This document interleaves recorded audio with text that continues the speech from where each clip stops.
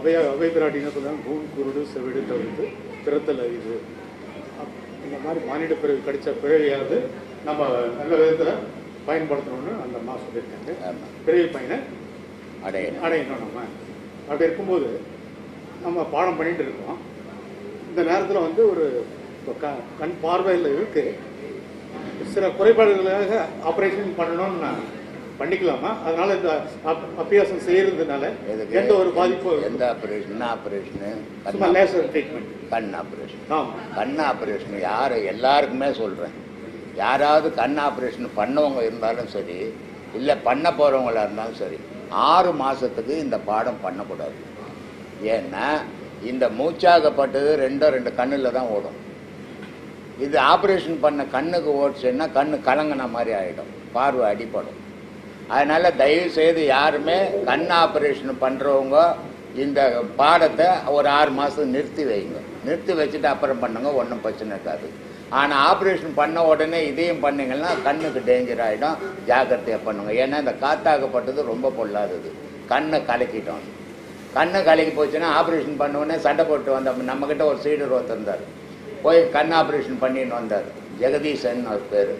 கண் ஆப்ரேஷன் பண்ணின்னு சும்மா வீட்டில் உட்காந்து அதை நினச்சிக்கினார். அதை நினச்சாவே நேராக கண்ணுக்கு தான் போவார். கடைசியில் பார்த்தா கண்ணு கலங்கி போச்சு, தண்ணி ஊற்ற ஆரம்பிச்சிச்சு. டாக்டர்கிட்ட போனால் நீ எங்கேயோ போய் சண்டை போட்டுட்டு கண்ணில் அடிச்சுட்டுக்கிறாங்க அப்படின்ட்டு. ஏன்னா அந்த மாதிரி மாற்றிடுங்க டாக்டர். அதனால் தயவுசெய்து ஆப்ரேஷன் பண்ணவங்க யாராவது இருந்தாலும் 6 மாதம் இதை செய்யக்கூடாது. அதுக்கப்புறம் செய்யுங்க, ஒரு பாதிப்பும் வராது. ஆமாம், அந்த மாதிரி ஆமாம் ஆமாம், ரொம்ப அவசியம். கொடை கண்ணு எல்லாம் உலக வாழ்க்கைக்கே கண்ணு இல்லைன்னா ரொம்ப கடினம்.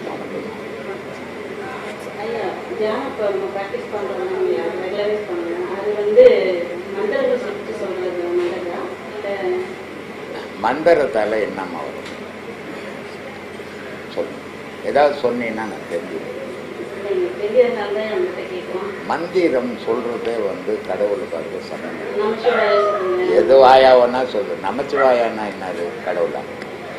நமச்சிவாயானாவே நீ தான் நம்ம. நான் அதான் பல வீடியோக்களில் சொல்லிக்கிறேன். நமச்சிவாயானா நான் என்ன மண்ணு. ஆமாம், பஞ்சபூதங்கள் உலகத்தில் உண்டு, அதே பஞ்சபூதங்கள் தான் உனக்குள்ளும் உண்டு. அப்போ பூமின்னா மண், உன் உடலுன்னா மண், வயிறுன்னா தண்ணி, வெளியே மழை தண்ணி, அதே மாதிரி இதுன்னா காற்று, இதுன்னா நெருப்பு. 5 பஞ்சபூதங்களும் உனக்குள்ளது. நமச்சிவாயன்னா நான் மண், மான்னா தண்ணி, சீன்னா நெருப்பு, வீணா காற்று, யான்னா ஆகாயம். 5 பஞ்சபூதங்கள் உனக்குள்ளவே. நீ நமச்சிவாயா நமச்சிவாயன் உன்னை பற்றி தானே சொல்லிங்கிற, நீ கடவுளை பற்றி சொல்லியே.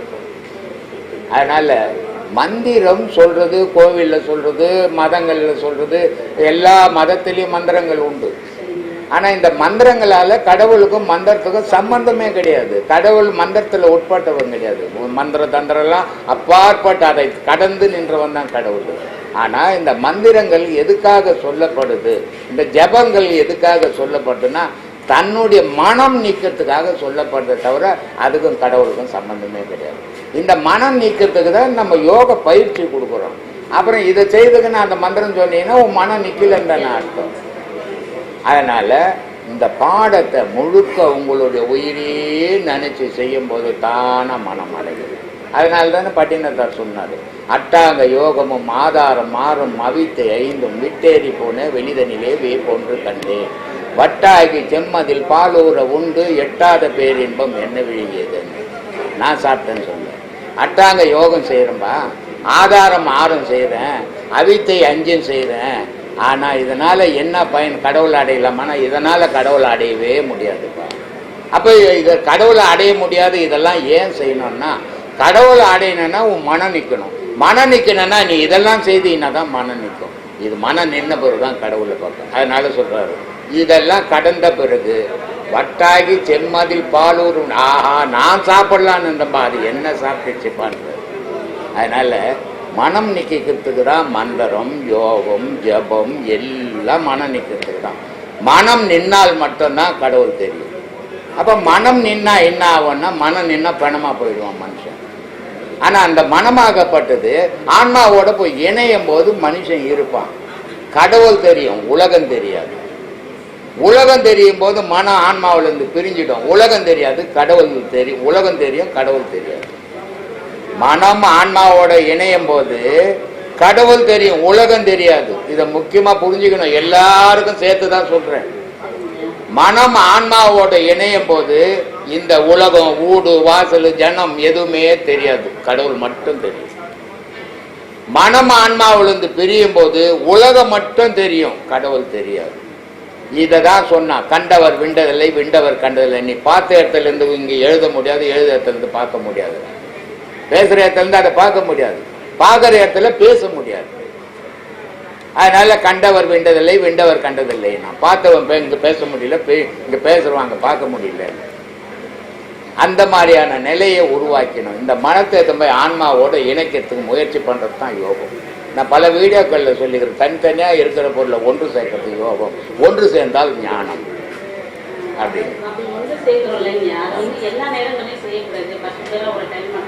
அப்படிலாம் கிடையாது. உனக்கு டைம் எப்படி இருக்குதோ அதுக்கு செய். இப்போ என்னதான் ஜபம் செய்தீங்கனாலும் சரி, என்னதான் மந்திரம் சொன்னீங்கன்னாலும் சரி, எல்லா செயலையும் நம்ம உடல் ஒரு சூடு. வார்த்தையை தொடர்ச்சியாக சொல்லும் போது உடல் தன்னறியாம ஒரு சூடு. இயற்கையிலே ஒரு சூடு இருக்குது. தனிப்பட்ட முறையில் இந்த வார்த்தையினுடைய உபாசனத்தில் சூடு ஏறும். ஆனால் அதை விட சூடு ஏறும் யோகம் பண்ணுறதில்ல. ஏன்னா வார்த்தையினுடைய காற்று வெளியே போகும். இப்போ கோயிலில் காலையிலேருந்து ராத்திரி வரைக்கும் ஐயர் மந்திரம் சொல்லிக்கிட்டு இருக்குது. ஆனால் அது கடவுளே தெரியல. காரணம் வெளியே போயிடுது. மந்திரம்ன்றது மனம் எந்திரமயமாயிடுச்சு, தொடர்ச்சியாக ஆயிடுச்சுன்றது தான் மந்திரம். அதுக்கும் கடவுளுக்கும் சம்பந்தம் கிடையாது. ஆனால் யோகம் தொடர்ச்சியாக ஆகிப்போச்சுன்னு சொன்னால் கடவுள் தெரியும், எல்லாம் சேர்ந்துடும் ஒன்று. அதனால் உங்களுக்கு எது விருப்பமோ அதை செய்யுங்க. சொல்ல வேண்டியது என் கடமை சொல்லிட்டேன் நான். அப்படியெல்லாம் எல்லா 24 மணி நேரம் கூட பண்ண. ஆனால் டைம் இருக்குமா உனக்கு? இதனுடைய விளைவுகள் என்னன்னா, அதிகமான பாடம் பண்ணி அதிக உஷ்ணம் வேகம் போடும்போது மோஷன் போக முடியாது. சரி, அது கூட நிறைய பேர் எனக்கு ஃபோன் பண்ணுவாங்க. அதனால சொல்லுவேன், இளநீர் வாங்கி கண்ணு திறந்துட்டு நைட்டு பனம் வெல்லம் போட்டு மூடி வச்சுடுங்க வெளியே. காலையில் எடுத்து ஒரு வயிற்றுல சாப்பிடுங்க, அந்த கோல்டு ஆகிடும். இதுக்கு தான் சொன்னான், கொல்லான் உழைப்போல் கொதிக்குதடி என் வயிறு. வயிறு நெருப்பு மாதிரி ஆக்கிடும், எரிய ஆரம்பிச்சிடும். இது எரிய ஆரம்பிச்சோன்னா ஆடு போச்சுன்னா பீக்க போட்டுன்னு போகுதுமா, அது மாதிரி இருக்கும். மலம் போடணும், காஞ்சி தீஞ்சி வரும். ஏன்னா அந்த சூட்டு அப்படி ஆகுதுன்னு சொன்னாக்கா நல்லா பண்ணுறீங்கன்னு அர்த்தம். ஆனால் இந்த சூட்டை குறைக்கிறதுக்கு இந்த குல்கொந்துன்னு இருக்கும் மருந்து கடையில், சர்பத்தில் எல்லாம் போடுவாங்க தெரியுமா? அதை வாங்கி ஊற போட்டுட்டு நைட்டு ஊற போட்டுட்டு கொஞ்சம் சர்க்கரை போட்டு சாப்பிட்டீங்கன்னா அந்த கோல்ட் ஆக்கிடும். இல்லை இளநீரை திறந்துட்டு அதில் பனை வெல்லத்தை கொட்டி மூடி வெளியே வச்சுட்டிங்கன்னா காலையில் எடுத்து சாப்பிட்டீங்கன்னா அந்த சூட்டை குறைச்சிடும். ஆனால் வயிற்று சூட்டை குறைக்கும், உடல் சூடு குறையாது, இருக்கணும்.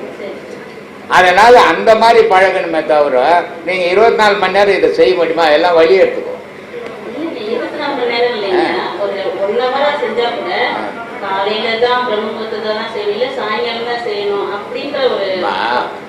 பிரம்ம முகூர்த்தத்தில் எல்லா காரியங்களும் செய்யணுன்றது எதுக்குன்னா ஊரு நிசப்தமாக இருக்கும்.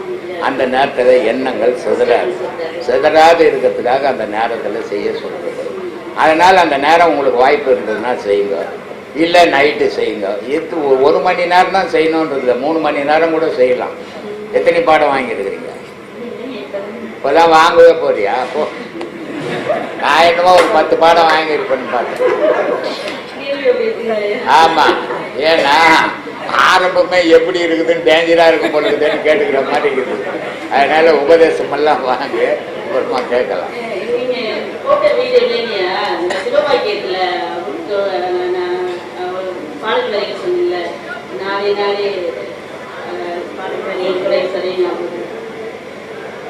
நாளை நாட்களும் கலைந்து போய் தேடி தேடி மாந்தர்களும் அந்த வாக்கியத்தோட அர்த்தங்கள் தெரிஞ்சதுக்கு அப்புறம் தான் இங்க வந்தே பார்க்கணும் இருக்கணும்ங்கிறது உருவானது.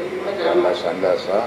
பாடம் வாங்குங்க, பாடம் நல்லா பண்ணுங்க, கேள்விகள் ஒரு மனசுல அப்போ கேளுங்க. உங்களுக்கு இப்போ சொன்னால் குழப்பம்தான் வரும். ஏன்னா தெரியாத குழந்தைகிட்ட போய் இங்கிலீஷில் நான் பேசிட்டு இருந்தா அதுக்கு என்ன புரியும்? அந்த மாதிரி இப்போ நீ குழந்தை மாதிரி இன்னும் பிறக்க கூட இல்லை, வயிற்றுலேயே கர்ப்பத்திலேயே இருக்கிற. உபதேசம் வாங்கினதான் பிறந்த. அதுக்கப்புறம் வளர்ந்த பிறகு சொன்னாதான் உனக்கு எல்லாம் புரியும். அதனால அப்போ சொல்றேன். நன்றிங்க. நன்றி.